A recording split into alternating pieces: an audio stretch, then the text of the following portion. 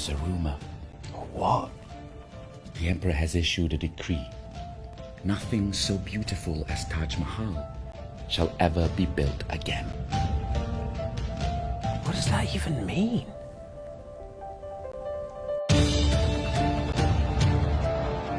The interesting bit, I think, started when we sort of met up for rehearsals and all of that jazz, and then we could, because we'd never met before, we got to sort of know each other and all of that, and then we sort of only had 3 weeks to do it, so we dove straight into the text, unpicking all of it, trying to imagine what it must be like if this thing had actually happened, seeing all the beauty of the Taj Mahal for the first time, all of this.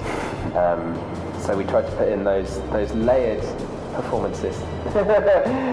Yeah, I think on the surface it is a play about Taj Mahal as a monument, an iconic building, and the myths surrounding it. It is a story about beauty and love, and also the emperor and power. But I think what the playwright has done is also written a play about two really good friends, about friendship. And like Jay said, I mean, we had 3 weeks to kind of really get together and get to know each other and ultimately trust each other to do this play.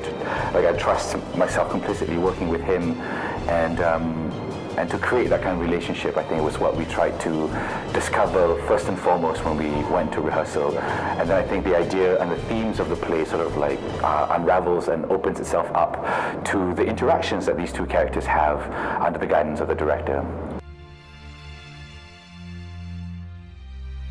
I mean, these two guards, they're not dealing about, like, peanuts. They're not talking about just, did somebody like your post on Instagram? No, it's about something much greater than them, really. Something they have very little power over.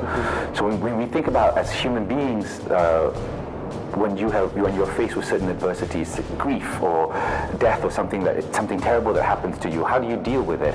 Yeah, there are moments of utter shock, and then suddenly there's this moment of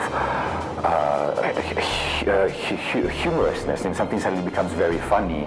So I think human beings deal with great adversity differently, in different ways. It was lovely having a play that enabled us to sort of like explore all of the emotions that you can possibly get in like 1.5 hours. Like, it's quite short from that point of view, and so you really have to dig into yourself, and you have to mine yourself with those sorts of feelings, those sorts of emotions.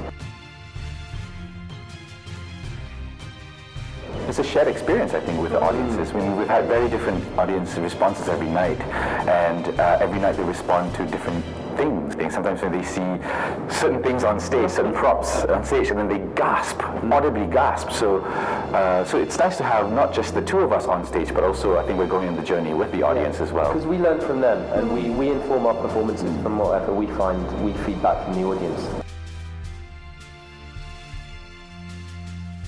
It's been really challenging, and I think it's been very, very satisfying, I think, in a lot of ways. I think, if anything, my friendship with my friend here, to meet a fellow actor who you kind of connect with and trust and play well with together. So I think that's been sort of a good thing from this. And also just to see how the audience respond to it, and not just hearing them in the studio, but also online, the responses that we've been getting. It's been, as you say, a hugely challenging experience, having to delve into two characters that you need to bring to life in an hour and a half, when you have to hold the stage and hold an audience's attention. It feels like a journey that you're going through, not only with your fellow actors, but with the audience as well. You know what I wonder about? No, shut up. I was wondering, when are we going to get to guard the Imperial Harem? Harem duty! Harem duty! Stop! Oh boy, that's messed up, man.